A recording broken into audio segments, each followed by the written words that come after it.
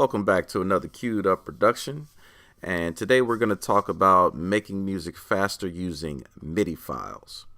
If you have anything that you've worked on in the past and you like the way that riff went, or you like the chord progression that you had, you could save those as a MIDI file and bring them back in and do some different things with them later. So that's what we're going to talk about today. All right, first off, I pulled up some MIDI files that I've done myself from past projects, and decided I'm gonna use one of those. So I'm gonna take this kick here. First, this folder is at 135, so I'm gonna go ahead and drop this down to 135 just to make sure the kicks and everything line up. So I think I'm gonna take the chord progression and the kick. We're gonna try it that way. So I'm gonna pop that in there like that.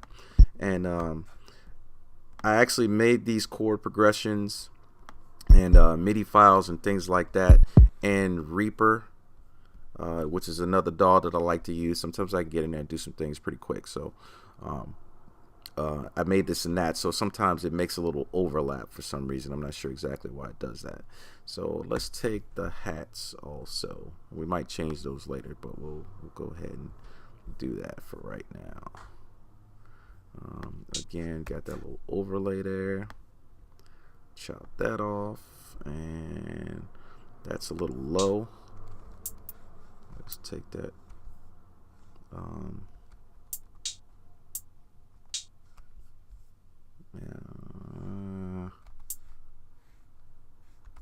I think I like that one better. We'll stay there.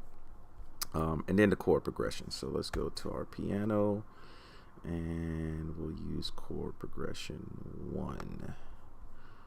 Pop that in there. Okay, and that one lined up. All right, so now let's see what that sounds like.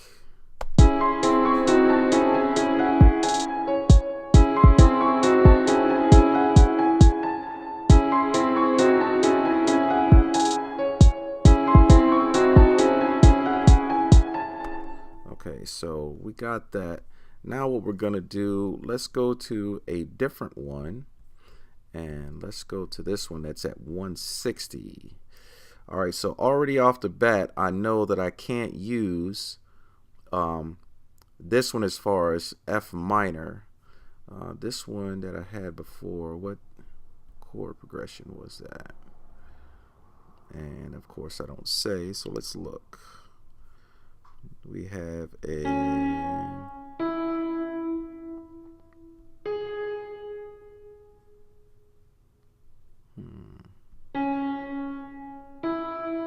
okay, that's a C minor.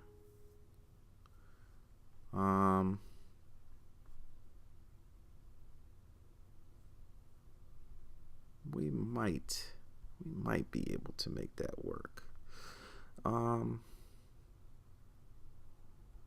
Let me see. Do we want to do that? Okay, let's do this. Okay, we're at 135.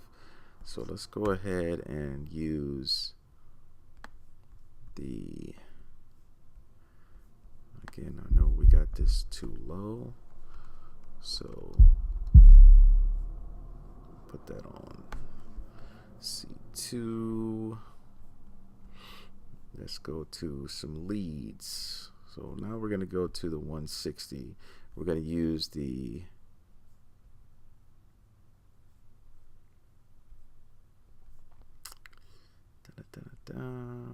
let's try.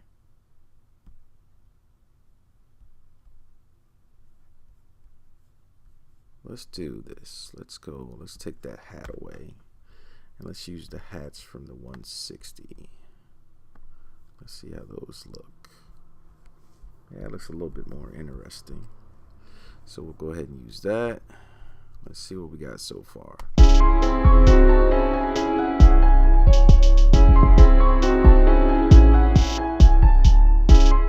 Okay, so let's take that. We know we need to raise that up.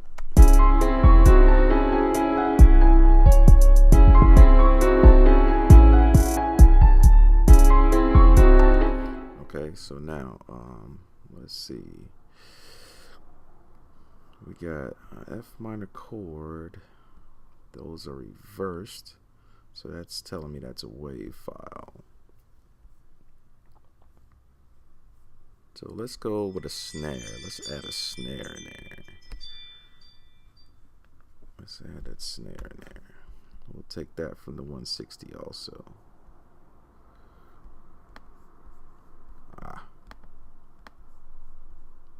Put that in there.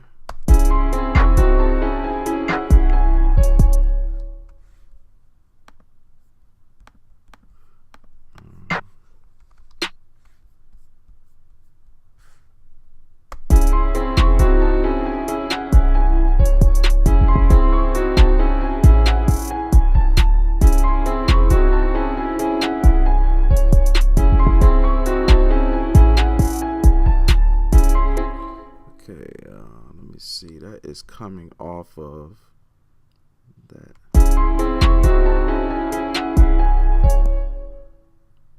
Okay, so let's go ahead and put that clap in there. Clap is usually pretty simple anyway, so I imagine that's only on. Yeah, that's what I thought.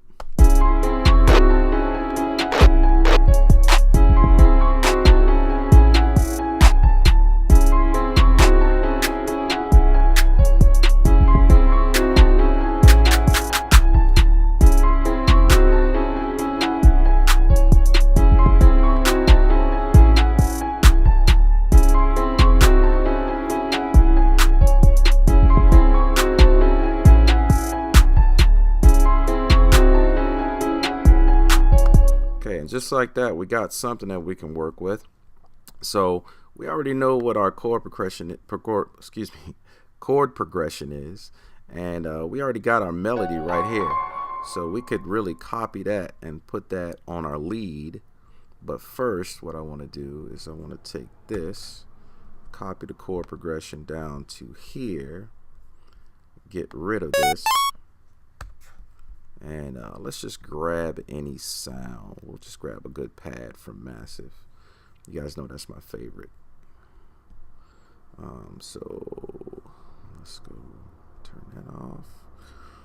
And let's just get us a good pad. We'll go to deep pad. And let's just find something that works.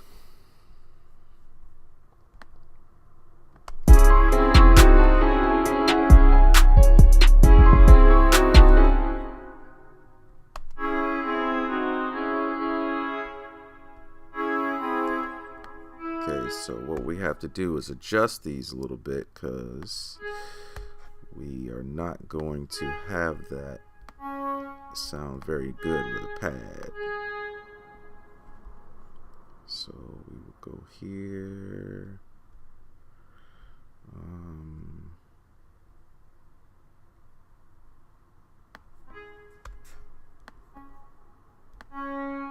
See if we can make this work.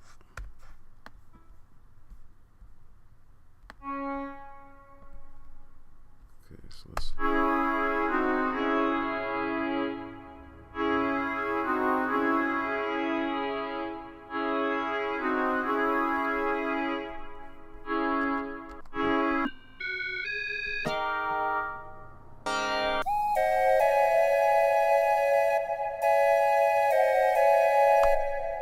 Let's try that. Let's see how that sounds. We'll do this.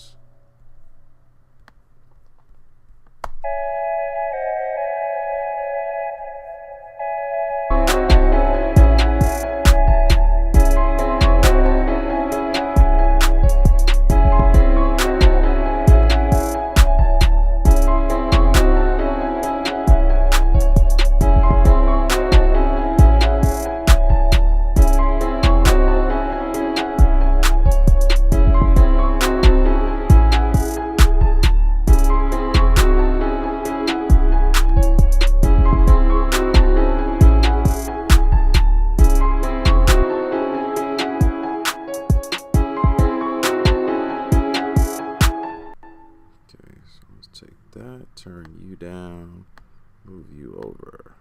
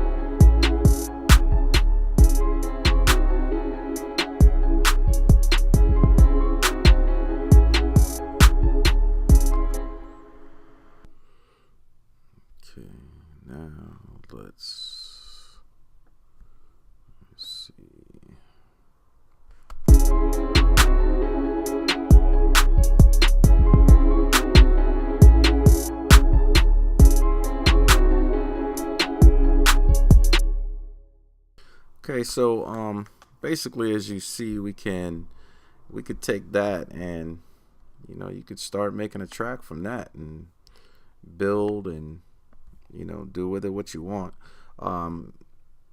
The way I like to set my templates up, if I didn't cover this in my template video, but I like to start building from the hook, and then you can take pieces out and make that as an intro, or and then do the same thing when it comes to the verse, switch it up, do some other things that you want to do with it.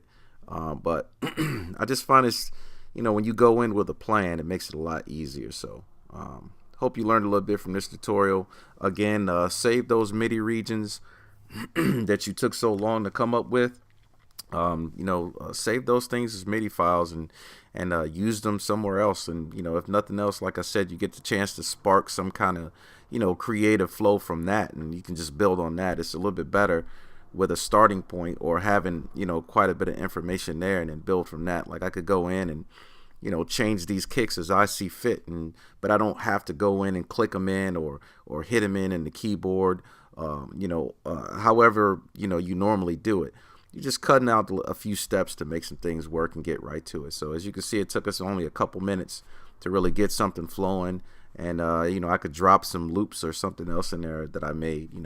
A lot of this stuff you can do yourself, man. Don't think that you have to go out and spend a whole lot of money. Sometimes it's just you can buy those things to kind of get a feel for some things that you like, and then build on your own from there. A lot of sounds that I have, I made myself and just tweaked them, and some of them suck, some of them are cool. Just the ones that suck, do a little bit more with them and make them so they don't suck. So again, thanks for joining me here at Queued Up Productions, and hopefully somebody got something out of this video. Stay tuned for more to come. Please like and subscribe, and most of all, stay queued up. Peace.